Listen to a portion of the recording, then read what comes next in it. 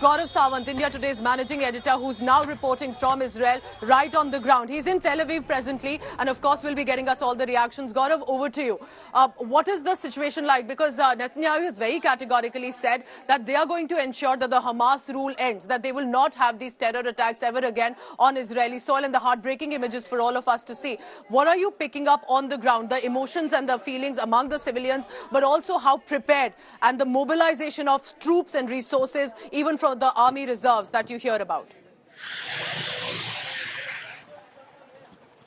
So reservists have been called out, and as a friend from the south of Israel was also telling us, there are hundreds and thousands of troops already on ground, tens and thousands of troops already on ground, and they are carrying out operations. Yesterday, when we were speaking to some of the local journalists here and at Ashdod, they were saying that door to door, house to house, areas are now being cleared and then being declared safe. And there are still, Hamas terrorists in some localities. So people are scared. People are scared to step out of their houses till the time that area has completely been barricaded. The fact that the fence has been torn down, the apprehension is that the threat could come once again, especially when the mentality and the mindset of those who are attacking is kill or get killed and get killed. So if these are suicide attackers, it just goes on to show that the loss of life is very heartbreaking.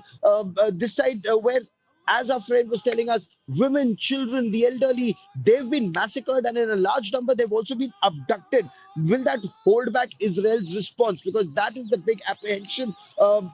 We still do not know the exact numbers of Israelis who've been taken hostage. The fact that they were in a festival celebration, the fact that there were get-togethers that were happening and people were literally slaughtered. Some of the images that we've seen here on ground, they're heartbreaking, too heartbreaking to be put on air. But that just goes on to show the kind of preparation with which the attack had taken place. So one after the other, if there are thousands of rockets that are coming, followed by heavy earth movers being used to remove all the fences, and then hundreds of people coming in, whether in pickup trucks or on motorcycles, abducting people and taking them back. All of that shows very careful level of planning, which perhaps went on, if not for months, at least weeks before this attack had taken place. Also, Gaurav, Israel is not a country that's known to play victim card. They are known to defend their territory. They are known to defend their civilian citizens for as long as it takes. Because to be surrounded, on one side there is, of course, Palestine, Egypt, Lebanon, Iran as well, Qatar. All of these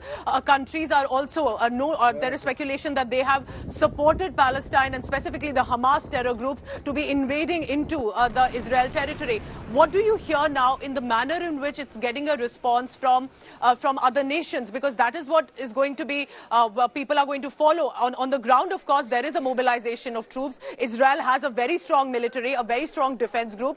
But many are also speculating, how did Israel get surprised by such an attack? And that's what you're telling us. It could have been months in advance and possibly support of other countries to Hamas groups.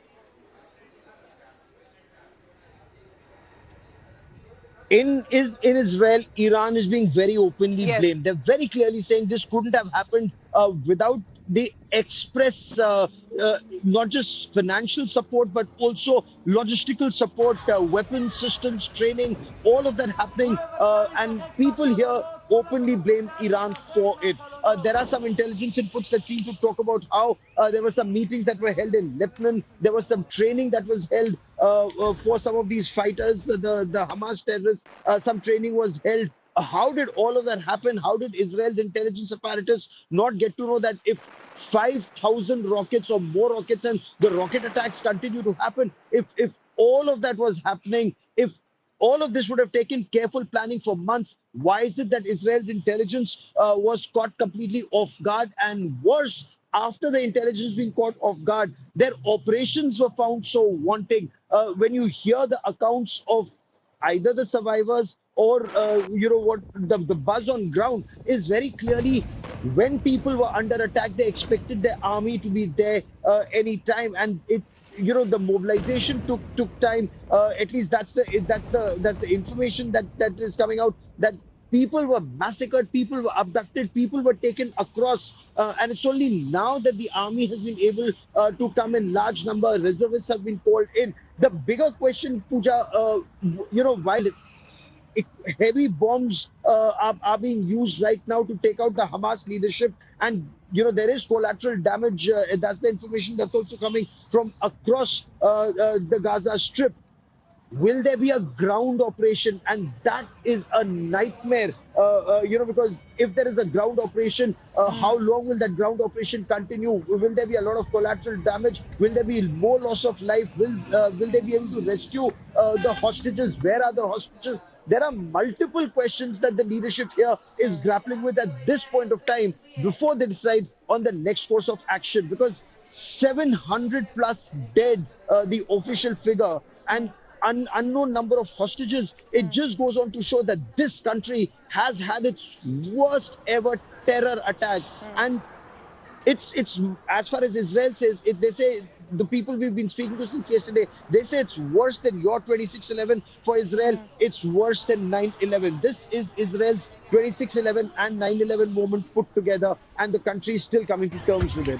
And also, to be clear here, these are not just Israeli who were killed and taken hostage. There are many other ethnicities and nationalities that are also being referred to here. American citizens, Nepalese citizens also, Thai nationals also have been targeted. So the terrorists just went on and about killing anyone and everyone. And that's perhaps the reminder of how these terror groups actually operate. Gaurav, at this point, because you've covered the war in Ukraine, you've covered conflict areas earlier as well throughout your career.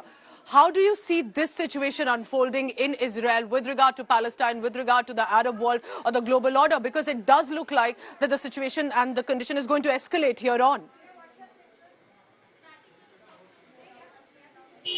There are no two ways about it. When you look at Benjamin Netanyahu's leadership, and the fact that right now, whether it's the political leadership or the military leadership, everyone is being questioned. What were you doing? How could this happen? And in a situation like this, you will see everybody try and retrieve the situation to the best of their abilities. And what would that be? Rescuing hostages, extremely important.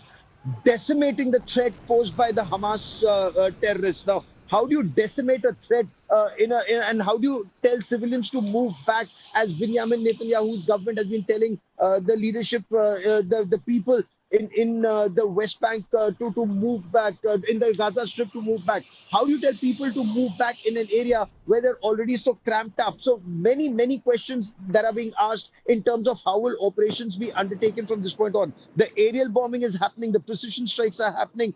Will ground troops move in, and if so, when? Given the fact that this time you see the kind of preparation that's been done by the Hamas, the kind of weapons and systems they have, the kind of weapons and systems they've displayed so far in these operations. When the Hamas fighters came in, even though they may have been on their motorcycles, but on their motorcycles they had their automatic assault rifles, in their pickup trucks, in their minivans. They were loaded, they were armed to the teeth, and some of the eyewitnesses said that once they ran out of ammunition, they went back to their vehicles to bring in more ammunition. So they came in well prepared for a really long operation. The kind of preparations that they did, and in Gaza Strip, to get these kinds of weapons, replenishment, rockets, they may have prepared for this for a very long time. So perhaps, God forbid, the worst is yet to come in this area, as counter-terror operations now are all set to intensify, Pooja.